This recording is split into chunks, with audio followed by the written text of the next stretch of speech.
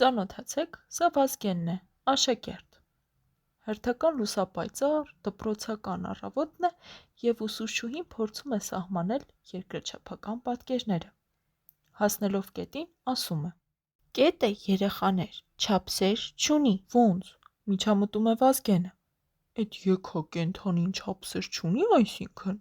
Սկսվում է ծիծաղի ալիքը։ Դե, սրամիտ էր ու անսպասելի, քանի որ ուսուցչուհին ակնհայտորեն նկատի ուներ սա, իսկ Վազգենը՝ սա։ Այո, կետ բառը համանուն է և կարող է օգտագործվել երկու տարբեր իմաստներով։ Բայց երբեմն նույն բառը, որը պարտադիր չի լինի համանուն, զրուցակիցներից մեկի կողմից կարող է օգտագործվել մի իմաստով, իսկ մյուս զրուցակիցը այն կարող է հասկանալ և օգտագործել այլ իմաստով։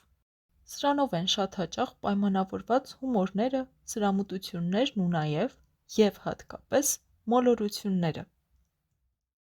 Եվ հենց այս պատճառով էլ տրամաբանության օրենքներից մեկը, նույնության օրենքը, վերաբերում է այս ամենին։